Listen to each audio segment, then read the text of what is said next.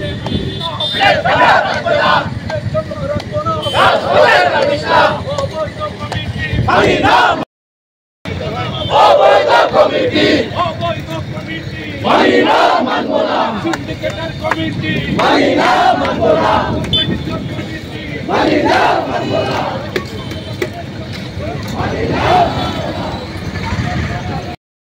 মধ্যে নির্বাচনী রোডম্যাপ ঘোষণার দাবিতে আজকের যে বিক্ষোভ সমাবেশ, এই বিক্ষোভ সমাবেশে উপস্থিত নেতৃবৃন্দকে ধন্যবাদ জানাই।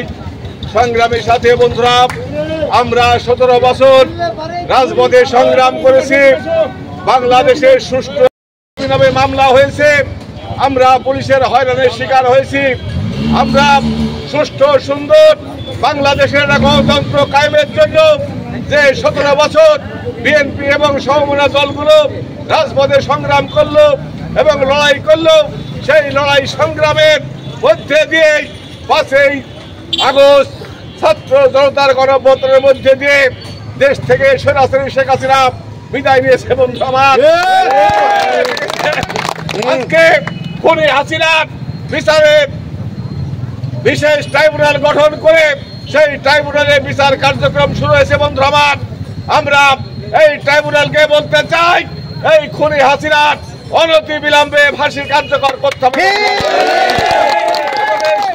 দোষর যারা আছে, যারা খুনি হাসিনার দোষর আছে, তাদেরকেও বিচারের আওতায় এনে বিচার করতে হবে। বন্ধু আমার, গাঙ্গিতে যারা দালালি করে বিএনপি, জামাত ইসলাম সহ বিভিন্ন বিরোধী সংগঠনের লোককে যারা অন্যায় অত্যাচার করেছে, তাদেরকেও বিচারের আওতায় আনার আহ্বান জানাচ্ছি। বন্ধুরা,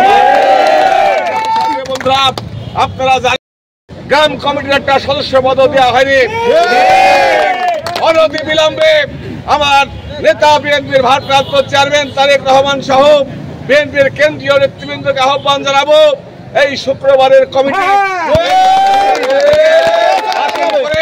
মেহেরপুর জেলায় একটা গণতান্ত্রিক কমিটি দেওয়ার জন্য আহ্বান রেখে আমি আমার সংক্ষিপ্ত বক্তব্য শেষ করছি এবং আজকের এই কর্মসূচি এখানে স্থগিত ঘোষণা করছি। ধন্যবাদ সবাইকে।